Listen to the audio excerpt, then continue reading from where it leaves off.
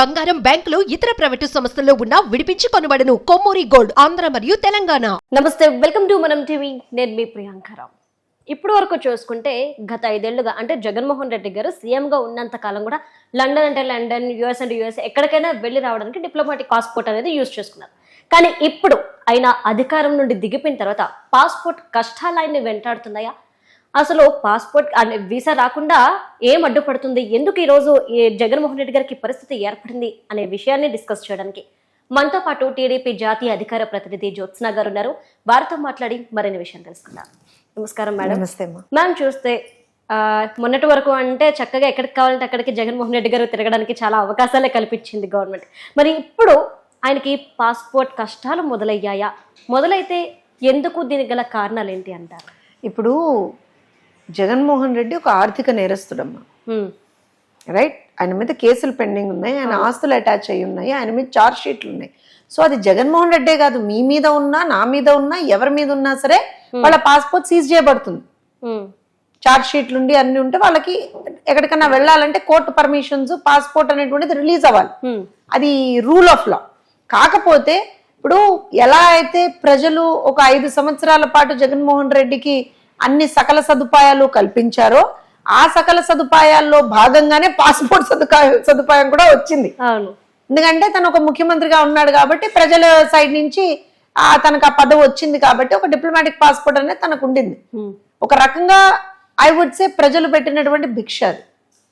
ఎలా అయితే ప్రజలు ఒక పదవి నీకు భిక్ష ఇచ్చారో అలానే నువ్వు పాస్పోర్ట్ కూడా నీకు భిక్ష ఇచ్చారు ప్రజలు ఒక 5 సంవత్సరాల పాటు. ఇప్పుడు ఏమైన తర్వాత నీ పదవి పోయింది. సో డెఫినెట్ గా your again you have got no ఏమంటారంటే నీకేం ప్రివిలేజెస్ ఉండవు. ఒక ముఖ్యమంత్రిగా ఉన్నప్పుడు కొన్ని ప్రివిలేజెస్ నీకు ఉంటాయి కాబట్టి ఆ ప్రివిలేజెస్ లో భాగంగా నీకు వచ్చి ఉండొచ్చు. కానీ ఇప్పుడు నీకు ప్రివిలేజెస్ లేవు.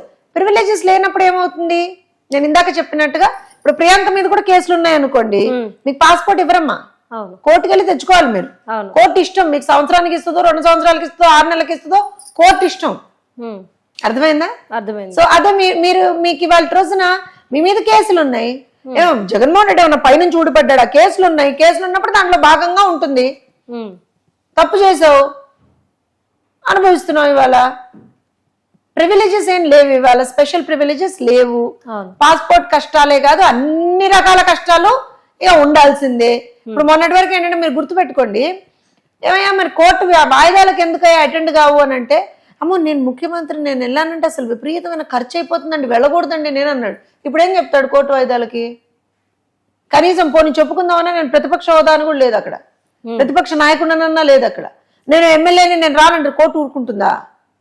నేను మాజీ ముఖ్యమంత్రి నేను రానంటే కోర్టు ఊరుకుంటుందా? ఊరుకోదు కదా. ఇప్పుడు మీరు గమనించండి, ఎందుకు ఈ మాట చెప్తున్నానంటే జగన్మోహన్ రెడ్డి ద్వంద్వ వైఖరి అప్పుడే మనకు అర్థమైంది. అవును, ఒక 2 కిలోమీటర్లు వెళ్ళాలంటే కూడా హెలికాప్టర్లో వెళ్ళిన మనిషి, ప్రజాధనంతో వెళ్ళిన మనిషి, మరి ఏమయ్యా నువ్వు కోర్టు వాయిదాలకు ఎందుకు రావు అని అంటే, అమ్మో డబ్బులు ఖర్చు అయిపోతాయి అన్నాడు. ఇందాక నేను ఇంకో విషయం చెప్తాను చూడండి, జగన్మోహన్ రెడ్డికి ప్రతిదీ కూడా ప్రజలు పెట్టినటువంటి భిక్ష. పదవి కావచ్చు, పాస్పోర్ట్ కావచ్చు, ట్రిప్స్ కావచ్చు. వెళ్ళిన ప్రతిసారి ప్రత్యేక విమానాలు, ఆ డబ్బులు అన్ని ప్రభుత్వ ఖజానా నుంచే. ఆఖరికి ఇంటికి కూడా లక్షలు కోట్లు ప్రభుత్వ ఖజానా నుంచే దోచేశాడు. మీరు వెళ్ళారా తాడేపల్లిలో? చూసారా ఇల్లు? అవును. ఎంత పెద్ద గ్రిల్ వేయించాడో చూసాడా? అవును. ఉత్తికనే డ్రగ్ మాఫియా డాన్ లాగా ఉన్నావయ్యా నువ్వు అని అనలా చంద్రబాబు నాయుడు గారు. ఎందుకే అన్నది ఆ మాట. ఎవరైనా సరే ఒక్కొక్క రాజకీయ నాయకుడు, సరే నువ్వు forget about your minister or chief minister or ex chief minister what not, ఒక రాజకీయ నాయకుడు తన ఇంటిని ఒక్కొక్క డెన్ లాగా చేస్తాడమ్మా. డెన్నే మీరు చూడండి. అవును. ఎందుకు చేశాడు? నువ్వేం తప్పు చేయనప్పుడు, నీకేం భయం లేనప్పుడు ఎందుకు చేసావు నువ్వు? సో ఇవాళ ప్రజలు ఎవ్రీథింగ్ కూడా ప్రజలు క్వశ్చన్ చేస్తారు. అండ్ అగైన్ మీరు coming back to his passport, it's at the discretion of the court. Court ఏమంది? సరేనా నాయన అడుక్కుంటున్నావు కదా, పో 1 సంవత్సరం పాటు ఇస్తాను పో నీ పాస్పోర్ట్ అంది. కండిషన్స్ అప్లై కింద చుక్కలు పెట్టి, తెలుసుగా మీకు కండిషన్స్ అప్లై కింద చుక్కలు పెట్టి కండిషన్స్ అప్లై అంది. అమ్మో నాకు 1 year కాదు నాకు 5 years కావాలన్నాడు. అదేమన్నా చాక్లెట్ నువ్వు అడగంగానే ఇవ్వడానికి? 5 years ఎందుకు ఇస్తారు నీకు? అసలు నువ్వు 5 years ఎందుకు అడుగుతున్నావు? ఇప్పుడు 1 year అయిపోయిన తర్వాత మళ్ళీ రెన్యూల్ అడగవచ్చు కదా నువ్వు కోర్టుని. 5 years ఎందుకు అడుగుతున్నావు? అంటే ఈసారి లండన్ వెళ్తే మళ్ళీ తిరిగి వచ్చేటువంటి ఉద్దేశం లేదేమో. ఎందుకనంటే ఇవాళ జరుగుతున్నటువంటి ప్రతి ఒక్క ఏదైతే తప్పులు బయటకు వస్తున్నాయో వాళ్ళవి అన్నిట్లో కూడా సూత్రధారి జగన్మోహన్ రెడ్డే కదా. తెలుగుదేశం పార్టీ ఆఫీస్ మీద దాడి జరిగింది, సూత్రధారి ఎవరు? పాత్రధారులు వీళ్ళు అయి ఉండొచ్చు, దేవినేని అవినాష్, నందిగామ సురేష్, వీళ్ళందరూ పాత్రధారులు అయి ఉండొచ్చు, కానీ సూత్రధారి ఎవరు? జగన్మోహన్ రెడ్డి. ఆఖరికి మొన్న ప్రకాశం బ్యారేజ్ దగ్గరికి బోట్లు కొట్టుకొచ్చినటువంటి ఒక ఘటన కూడా చూసాం, అది కూడా కుట్ర, దాని వెనక సూత్రధారి కూడా జగన్మోహన్ రెడ్డి. కట్టేసి మరి వదిలేరు, మళ్ళీ వదిలేరు. సో ఇవన్నీ ఏంటి అని అంటే everything is pointing out towards him. So అలాంటి పరిస్థితుల్లో ఎందుకు వచ్చింది తలనొప్పి నాకు, ఈసారి పారిపోతే అయిపోతుంది కదా. అందుకని ఈ మధ్య అప్పుడు మీకు గుర్తుందా, 2 ఏళ్ల క్రితం లండన్ వెళ్ళాడు. లండన్ వెళ్ళినప్పుడు ప్యాలెస్ కొనుక్కుంటున్నట్టు, అక్కడ ప్యాలెస్ ఐలాండ్ ఏదో కొనుక్కున్నట్ట. ఇక అక్కడే సెటిల్ అయిపోదాం అని డిసైడ్ అయిపోయి నాకు 5 ఏళ్ళు ఇవ్వండి 5 ఏళ్ళు ఇవ్వండి అని అడుక్కుంటున్నాడు ఇప్పుడు.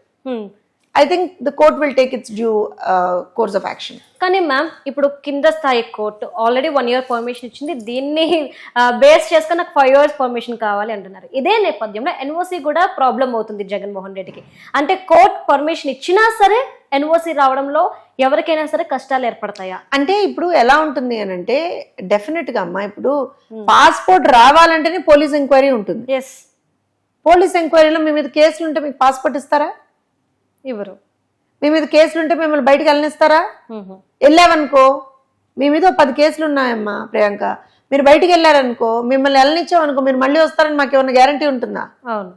అసలే లక్షల కోట్లు తినేసాడని ఆరోపణ జగన్మోహన్ రెడ్డి మీద. సిబిఐ ఛార్జ్ షీట్లు ఉన్నాయి, ఆస్తులు జప్తయి ఉన్నాయి, అవునా? అంత ఈజీగా వదిలేస్తుందా కోర్టు? ఇన్ని రోజులంటే ఏదో ఒక గేమ్ ఆడాడు, అంటే సీఎం కాబట్టి వెళ్ళలే గేమ్ ఆడాడు అన్న. I think you got it. Game ఆడాడు, ఒక రాజకీయ క్రీడ ఆడాడు. అందులో కొంత సక్సెస్ఫుల్ అయ్యాడు. తన కేసుల నుంచి తను తాను కాపాడుకోవడానికి రాష్ట్ర ప్రయోజనాల్ని కూడా తాకట్టు పెట్టాడు ఒక రకంగా. చాలా సందర్భాల్లో చూసాం. 5 సంవత్సరాలు అధికారంలో ఉన్నాడు. ఏ రోజునైనా సరే రాష్ట్రానికి రావాల్సిన నిధుల గురించి కావచ్చు, రాష్ట్రంలో ఉన్నటువంటి పరిస్థితుల గురించి కావచ్చు, ఇప్పుడు ఇలాంటి ఏదైతే వరదలు సంభవించాయో అలాంటి వరదలు కానీ కరువు కాటకాలు కానీ వచ్చినప్పుడు కనీసం కేంద్రానికి ఒక నివేదిక పంపాడా? పంట నష్ట సర్వేలు ఎక్కడన్నా చేయించాడా? డిజాస్టర్ రిలీఫ్ ఫండ్ ఏమన్నా తీసుకున్నాడా? తీసుకున్న ఫండ్ ఏమన్నా ఉపయోగించుకున్నాడా? పోనీ అన్ని డైవర్షనే కదా. జగన్మోహన్ రెడ్డి చెయ్యని తప్పు లేదు, జగన్మోహన్ రెడ్డి చెయ్యనటువంటి అరాచకం లేదు, దుర్మార్గం లేదు. సో ఖచ్చితంగా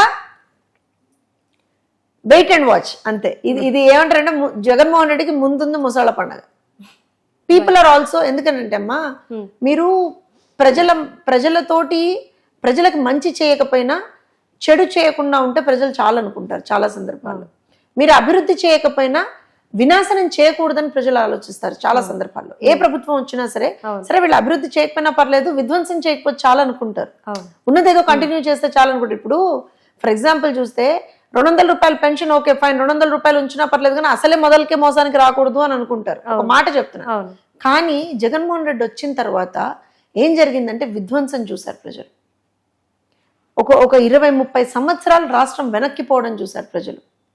ఏదో తను కోట్లు లక్షల కోట్లు దోచేసుకొని ప్రజలకి ఇలా పీనట్స్ లాగా అన్నమాట, నెలకింత ఇస్తున్నానని చెప్పి దొంగ మాటలు చెప్పి ప్రజల్ని మోసం చేశాడు. కనీసం ఒక ఉద్యోగ కల్పన లేదు, ఉపాధి కల్పన లేదు. రాష్ట్రంలో ఒక్కొక్క విధ్వంసకర వాతావరణం అన్నమాట. ఇవాళ మీరు చూడండి, 5 సంవత్సరాల తర్వాత రాష్ట్రం Telugu Desam party, Janasena party, Bharatiya Janata party కూటమి ప్రభుత్వం చేతిలోకి వచ్చినప్పుడు ఎంత దారుణమైనటువంటి పరిస్థితుల్లో రాష్ట్రాన్ని పెట్టాడు మేము చూడట్లేదా? అమ్మ మేము ఇప్పుడు ప్రభుత్వంలో ఉన్నాం.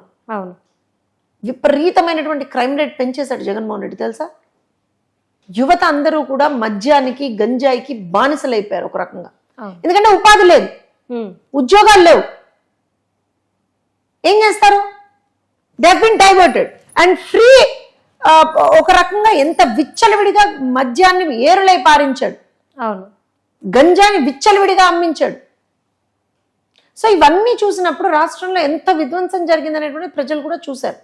సో ఉసురు తగిలి ఉంటుందని నేను అనుకుంటున్నా, తగులుతుందని కూడా నేను అనుకుంటున్నా. Okay, right. Thank you so much ma'am.